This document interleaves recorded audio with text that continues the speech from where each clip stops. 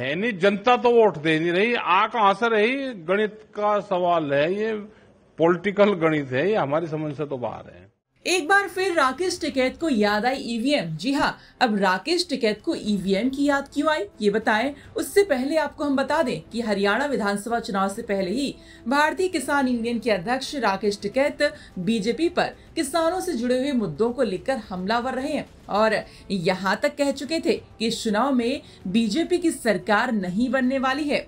लेकिन हरियाणा में तो बीजेपी ने हैट्रिक ही लगा दी, जिसके बाद राकेश टिकैत बोले कि इतनी नाराजगी के बाद भी अगर बीजेपी जीती है तो ये देश गड्ढे में जा रहा है। साथ ही उन्होंने ये भी कहा कि जनता तो बीजेपी को वोट दे ही नहीं रही है, तो ये वोट कहां से आ रहे हैं? ये पॉलिटिकल गणित है, हमारी समझ से बाहर है। सुनिए राकेश टिकैत और क्या कुछ कह रहे हैं।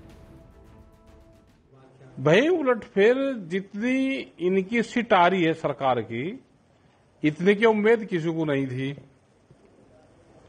लेकिन क्या गणित रहे, ये दूसरी पार्टी को गठबंधन नहीं होने देते, उनको सबको अलग अलग लड़वाते हैं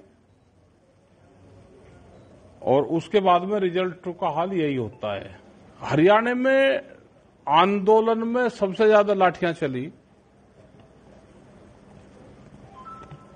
किसानों की डेथ हुई, शहादत हुई और उसके बाद में भी रिजल्ट इस तरह के आ रहे हैं। बेरोजगारी की समस्या है, किसान की समस्या है, मजदूर की समस्या है, लेकिन भाई रिजल्ट है नहीं, जनता तो वोट दे नहीं रही, आ कहां से रही? गणित का सवाल है ये, पॉलिटिकल गणित है ये, हमारी समझ से तो बाहर है। वोट कहां से आ रही है पता नहीं भाई, वोट कहां से आ रही? तो आपका क्या मानना है, कहां से आ रही है? और भाई क्या बता कहां से आ रही, हम ही क्या बताते, हम तो अपनी वोट दे हुए। यहाँ पे भी जब चुनाव हो वोट आवे, जैसे अभी गन्ने की समितियों के चुनाव हुए और सबने देखा कि पर्चे कैंसिल हुए और उनके कैंडिडेट जीत गए बगैर वोट की, तो वोट आवे ऐसे। तो आपने सुना कि राकेश टिकैत तो ये मानने को तैयार ही नहीं है कि जनता ने बीजेपी को वोट दिया है और कह रहे हैं कि जनता तो बीजेपी को वोट दे ही नहीं रही है, तो ये वोट कहां से आ रहे हैं? उनकी तो समझ से बाहर है। तो राकेश टिकैत आखिर कहना क्या चाहते हैं?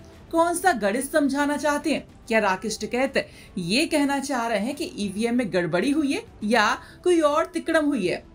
खैर राकेश टिकैत ने तो हार का ठीकरा सीधे तौर पर तो नहीं, लेकिन ईवीएम का नाम लिए बिना लगता है ईवीएम पर ही फोड़ दिया है। अब देखना ये होगा कि बाकी पार्टियां भी हार का ठीकरा किस पर फोड़ती हैं। ब्यूरो रिपोर्ट यूपी तक।